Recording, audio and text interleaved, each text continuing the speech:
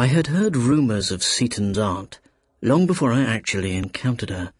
Seaton would remark, "Oh, my old aunt, you know," as if his relative might be a kind of cement to an entente cordiale. Seaton and I were never in any sense intimate at school. I remained quite unmollified by advances on his side, unless it suited me to be magnanimous. Nonetheless, he did make advances, and on one occasion bestowed on me a pot of some mulberry-coloured jelly. In exuberance of my gratitude, I promised to spend the next half-term holiday with him at his aunt's. I had clean forgotten my promise, when 2 days before the holiday he triumphantly reminded me. We reached his home by train. It was a whole-day holiday, and we were to sleep the night. We arrived at noon. Seaton led me through the garden to show me his tadpole pond, and we loitered about a while, aimlessly. The first view I got of his aunt was when, at the summons of a distant gong, we approached the house to go in for luncheon. Seaton suddenly came to a standstill. "Look out! There she is!" She was standing at an upper window, eyes fixed on us. She watched our advance without stirring, until, imperceptibly, her eyes raised and lost themselves in the distance, so that it was out of an assumed reverie that she appeared suddenly to awaken to our presence beneath her when we drew close to the house. "So, this is your friend, Mr. Smithers, I suppose?" "Withers, aunt," said Seaton. "Well, it's much the same," she said, with eyes fixed on me. "Come in, Mr. Withers, and bring him along with you." She sat at the head of the table, facing the window, the light shining on her yellowish face, and on just such chocolate eyes as Seaton's, except hers were half covered by unusually heavy lids. Above them was the wide expanse of a remarkable brow, beneath a strange, steep bank of hair. Miss Seaton enjoyed an enormous appetite. Her example and a natural schoolboy voracity soon overcame my nervousness of her, allowing me to enjoy so rare a spread. Seaton was singularly modest. The greater part of his meal consisted of raisins and almonds, which he nibbled surreptitiously, as if he found difficulty in swallowing. I don't mean that Miss Seaton conversed with me. She merely scattered trenchant remarks and then twinkled a baited question. "And is Arthur a good boy at school, Mr. Withers? Is he first in his class?" "I think you're 8th, aren't you, Seaton?" Seaton moved his small pupils towards his aunt, but she continued to gaze at me. "Arthur will never make a brilliant scholar, I fear," she said, lifting a dexterously burdened fork to her mouth. After luncheon, she preceded me to my bedroom. It was a jolly little room. Over the washstand was a watercolour drawing, depicting a large eye with an intense spark of light on the pupil, and in illuminated lettering beneath was printed, "Thou God seest me." "But tell me, Smithers," she said, "why is Arthur so unpopular? You, I understand, are his only friend." Her eyes regarded me with such leaden penetration that I doubt if my face concealed the least thought from her. "But there," she added, "don't trouble to answer me. I never extort an answer. Boys are queer fish, and now perhaps you'd like to go into the garden. I should not be surprised if Arthur is skulking behind that hedge." He was. I saw his head come out and glance up at the windows. "Join him, Mr. Smithers. We shall meet again, I hope, at the tea-table. The afternoon I spend in retirement." Whether or not, Seaton and I had not been long engaged in riding round on an old horse we found in the meadow, before a figure appeared, walking along on the other side of the river, with a parasol lowered in our direction. Seaton at once lost all nerve and toppled onto the grass. Was that your aunt, Seaton? He nodded. Why didn't she take any notice of us? She never does, but she sees everything. How? Don't be talking of her, if you wouldn't mind. He lowered his voice. She's in league with the devil. You fellows don't realize what it is. I know I'm a bit close and all that, but so would you be if you had that old bag listening to every thought you think. Where's your pater? I said awkwardly. Dead. My mother, too. She's not my aunt, by rights. I mean, she's not my mother's sister. My grandmother married twice. She gives you plenty of pocket money. Seaton looked steadfastly at me. She can't give me what's mine. When I come of age, half of the whole lot will be mine. Seaton's aunt greeted me with a heavy and protracted smile when we sidled sheepishly into the drawing-room. I hope Arthur has made you feel at home, she said, handing me a cup. He doesn't talk much to me, but then I'm an old woman. You must come again with us, draw him out of his shell, you old snail. She wagged her head at Seaton. I confess I found her rather disquieting company. Seaton and I ate our supper in silence and went upstairs. I had not been in bed long, I think, when I was wakened by a touch on my shoulder. And there was Seaton's face in the candlelight. I'm sorry for waking you, he whispered. I never sleep before 12. Not here. What do you do then? Oh, read and listen. Listen? All you read in ghost stories. That's all rot. You can't see much with us, but you know they're there. This house swarms with them. He raised his candle to the little watercolour. Look at that. There's hundreds of eyes like that in this house. And even if God does see you, he takes precious good care you don't see him, and it's just the same with them. I know you're only guying me, I said angrily. But why is the house full of what you say? Tell me, you silly fool. He blinked at me calmly. She brings them. She's in league. You don't know. She as good as killed my mother. I know that. But it's not only her. She just sucks you dry, and that's what she'll do for me. She simply hates to see me alive. And then I saw his face change, saw his eyes suddenly drop and fix themselves on the door, and I, scarcely daring to breathe, sat watching him. Then he gave a kind of sigh. He jerked his thumb with meaningful eyes, and I knew he meant that his aunt had been listening at our door. Come on. I hesitated. I could see he was shivering, but it was no good showing the white feather now. Leaving the candle burning on the chair, we went out together. He descended the stairs, and I followed him, barefooted, along the thickly carpeted corridor. At the end stood a door ajar.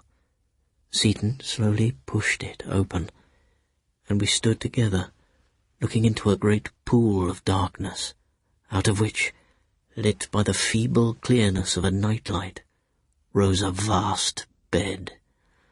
A heap of clothes lay on the floor. Somewhere a clock ticked huskily. And the bed! I stared warily in. It was empty. How are we going to get back without meeting her, I say? Answer me that. Oh, I wish you hadn't come here with us. He could hardly speak for his teeth chattering, and very distinctly in the hush that followed, I heard approaching a faint, unhurried rustle. Seaton clutched my arm, dragged me across the room to a large cupboard, and drew the door close to on us. And presently, as I peeped out into the bedroom, waddled in that wonderful great head and body. I can see her now, her tied-up hair, her heavy lids above those slow, vigilant eyes. She just passed across my ken in the vague dusk, but the bed was out of sight. We waited, on and on, listening to the clock's muffled ticking. Not the ghost of a sound rose from the bed, and when it seemed we had been hours in hiding and were cramped, chilled and half suffocated, we crept out on all fours, with terror knocking at our ribs, and so back to the little candle-lit room. Once there, Seaton sat on a chair with closed eyes. "I'm going to bed," I said. "I've had enough of this foolery." So, with my candle in one hand, I took him under the arm and walked him down the corridor. His room was much dingier than mine, and littered with boxes and clothes. I huddled him into bed and turned to go. And suddenly, I can hardly explain it now, a kind of cold, deadly terror swept over me. I ran out of the room, blew out my candle, and buried my head under the bedclothes. When I awoke, sunlight was raying in on the bedpost. I got up, ashamed of the night's folly, dressed quickly, and went downstairs. Seaton's aunt was standing by the French window. She turned with a prodigious smile to inquire how I had slept, and in that mysterious way by which we learn each other's secret thoughts without a sentence spoken, I knew that she had followed every word and movement of the night before, and was triumphing over my affected innocence.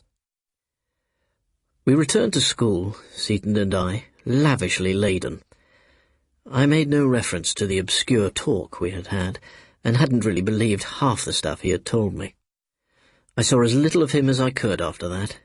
He left Gummidge's rather abruptly, and I did not see him again until by chance we met one summer in the Strand, outside a cheap jeweller's shop.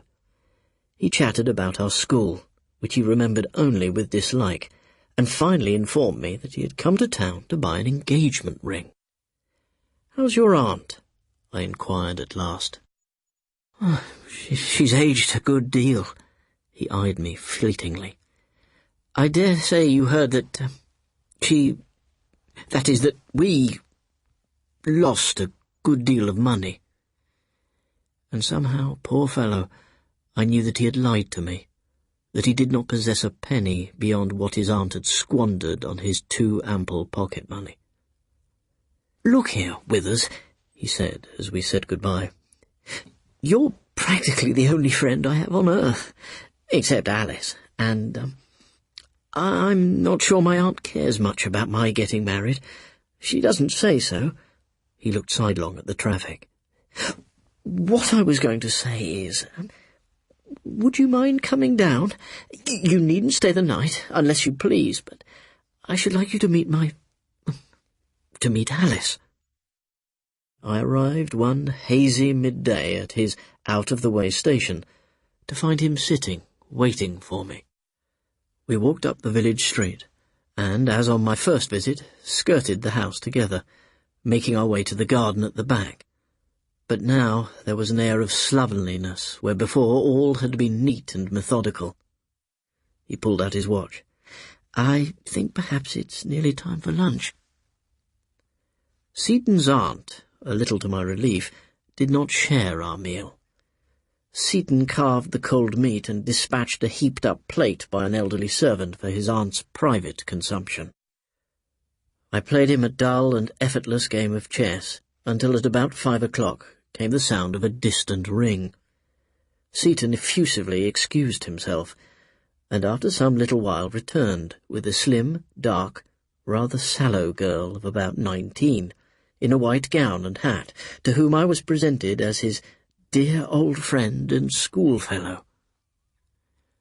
We talked on in the pale afternoon light. We all seemed, if it were not my fancy, to be anxiously awaiting the appearance of someone who all but filled our collective consciousness. Seaton at last proposed a stroll in the garden. Alice walked between us. There was a curious, provocative reserve in that impassive and rather long face, a half-unconscious strength of character. And yet somehow I believe we all knew, that this walk, This discussion of their future plans was a futility. I had nothing to base such a cynicism on except a vague sense of oppression, the foreboding remembrance of the inert, invincible power in the background, to whom optimistic plans and love-making and youth are as chaff and thistledown. We came back, silent, in the last light. Seaton's aunt was there, under an old brass lamp. Her hair was as barbarously massed as ever. Her eyelids, I think, hung a little heavier in age over their inscrutable pupils. I made my bow. "In this short interval, Mr. Withers," she remarked amiably, "you have put off youth, put on the man. Dear me, how sad it is to see the young vanishing. Sit down. And Arthur, how do you think Arthur is looking?" She surveyed Arthur and Alice with overwhelming graciousness. "I think he looks in need of a change," I said deliberately. "A change, indeed, my dear Mr. Withers.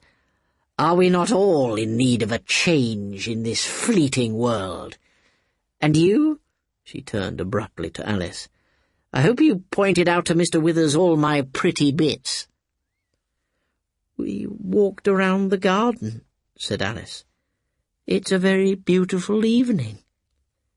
"Is it?" said the old lady, starting up violently. "Then on this very beautiful evening we will all go into supper." And throughout this prodigious meal she talked, mainly to me, with an occasional satirical courtesy to Alice. As for Seaton, her flashes of silence were for him. "What's that you're confiding to your plate, Arthur? Satirical boy. He laughs at his old aunt. He detests all sentiments. He whispers the most acid asides. Come, Alice, we will go and commiserate with each other on our sex. The choice of two evils, Mr. Smithers." I opened the door, and she swept out. I hesitated. "Look here, Seaton. Don't you think perhaps you may not treat your aunt quite in the right way? As one gets old, you know, a little allowance does no harm. I can't help thinking she thinks you don't care for her. She's been very decent to you, hasn't she?" "Decent? My God, I don't think you quite understand Withers. But I know." "Know what?" "I mean that I know what we see and hear is only the smallest fraction of what is. I know she lives quite out of this. She talks to you, but it's all a parlour game. She's not really with you, only pitting her outside wits against yours and enjoying the fooling. She's living on inside, on what you're rotten without. That's what it is. A cannibal feast. I tell you, Withers, she hates me. I thought you might understand, but there. So far as this is concerned, I'm as good as done. You wait." Seaton blew out the candles, and we groped our way to the drawing-room. There was a full moon shining in at the French window. Alice stood alone. "Where is she?" Seaton asked. Alice looked up. Their eyes met in a kind of instantaneous understanding, and the door immediately opened behind us. "Such a moon," said that voice. "A night for lovers, Mr. Withers. Get a shawl, my dear Arthur, and take Alice for a little promenade. Hasten, Romeo. My poor, poor Alice, how laggard a lover." Seaton returned with the shawl, and they drifted out into the moonlight. My companion turned to me and suddenly twisted her face into such a convulsion of contemptuous amusement that I could only stare blankly in reply. "Dear, innocent children," she said, with inimitable unctuousness. I could scarcely see her eyes under their penthouse lids. "And now, tell me, what do you think of my new niece?" "She's charming." "A brunette?" "I prefer dark women." "And why?" Consider, Mr. Withers. Dark hair, dark eyes, dark night, dark grave, dark. Perhaps the climax would have thrilled Seaton, but I was too thick-skinned. I suppose it isn't the actual darkness one admires, it's the contrast of the skin and the colour of the eyes, and their shining, just as, I blundered on, just as you only see the stars in the dark. As for death and the grave, I don't suppose we shall much notice that. How very interesting, came the smooth answer. I see you are a philosopher, Mr. Withers. She rose from her stool. Arthur and his sweetheart were returning along the dewy path. You will take pity on me again, I hope. Now that my nephew is going to leave me, I shall be a very lonely old woman. Shall I not, Arthur? I don't think so, Seaton said in a strange voice. He means, Mr. Withers, he means that I shall have memory for company, heavenly memory, the ghost of other days. Sentimental boy. And did you enjoy the music, Alice? Continued the horrible creature. You billers and cooers, I've been listening to such flattery, such confessions. She rolled her eyes at me, shrugged her shoulders at Alice, and gazed an instant stonily into her nephew's face. I held out my hand. Good night, Mr. Withers. Come again soon. She thrust out her cheek at Alice, and we all three filed slowly out of the room. We walked without speaking up the dusty village street. At the fork of the high road I said goodbye, but I had hardly taken more than a dozen paces when a sudden impulse seized me. "Seaton!" I called. He turned in the moonlight. "If by any chance, you should care to spend a week in town between this and the day, I should be delighted to see you." "Thank you," he said. "Thank you, Withers. Immensely." And so we parted. I left Seaton and his marriage, and even his aunt, to themselves in my memory, and scarcely gave them a thought, until one day I was walking up the Strand again, and past the jeweller's shop. I cannot say why, but a vivid recollection returned to my mind of our meeting, and of how suppressed Seaton had seemed. He must be married by now, and I had not sent a word of congratulation, nor the ghost of a wedding present. On the other hand, I pleaded with myself, I had had no invitation. I paused at the corner of Trafalgar Square, and at the bidding of one of those caprices that seized one occasionally, I ran after a green bus and found myself bound on a visit I had not in the least foreseen. The colours of autumn were all over the village when I arrived. I walked quickly to the house and rang the bell. The elderly servant who answered my inquiry informed me that Miss Seaton was at home. "Might I, do you think, have Mr. Arthur's address?" I said. She looked at me with astonishment. "I will tell Miss Seaton," she said after a pause. She showed me into the drawing-room, and I sat down and waited. At last the door opened, and the great face I had once known peered round at me. It was enormously changed, mainly, I think, because the old eyes had failed, and so a kind of stillness and darkness lay over its wrinkled pallor. "Who is it?" she asked. I explained myself and told her the occasion of my visit. She groped her way to a chair. "You have come to see my nephew?" "Not necessarily to see him, only to hear how he is, and Mrs. Seaton. I'm afraid my silence must have appeared—" "He hasn't noticed your silence," croaked the old voice. "Besides, there isn't any Mrs. Seaton."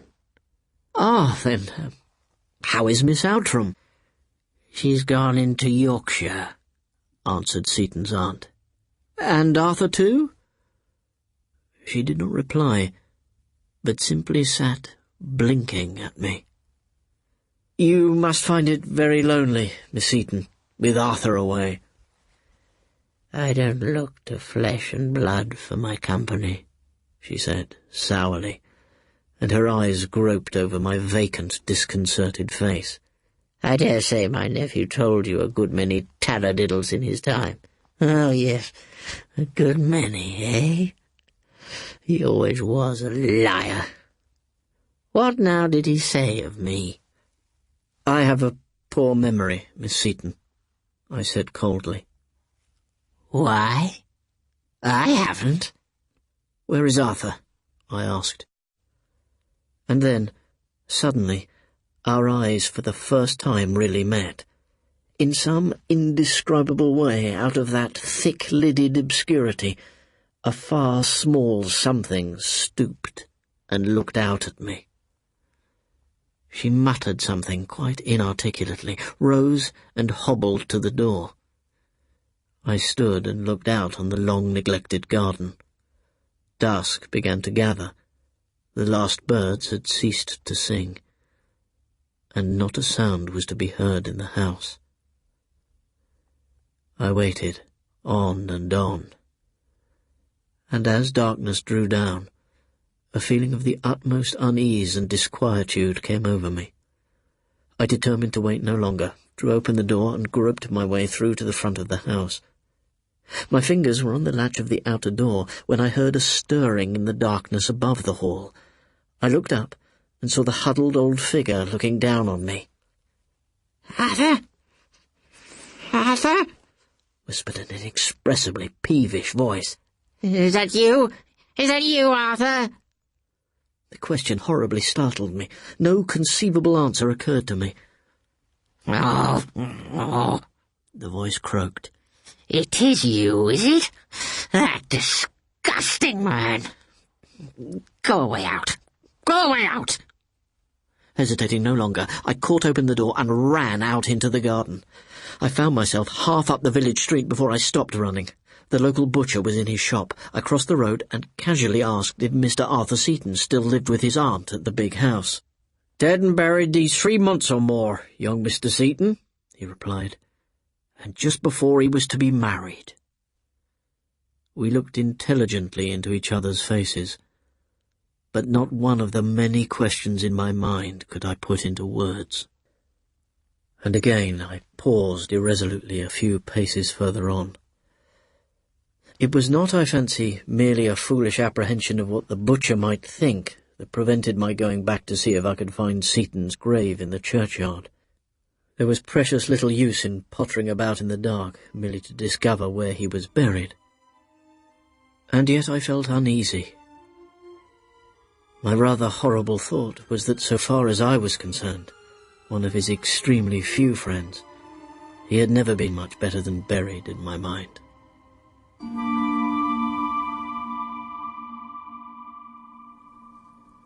Toby Jones was reading Seaton's Aunt by Walter de la Mare. It was abridged by Doreen Estall and produced by Lawrence Jackson. And tomorrow Kenneth Cranham will read a mystery story about a man who's collared by another in a waiting room so he can hear his story of a suspected murder in a vicarage, a murder which he possibly committed. That's Crew, as in the railway station, tomorrow.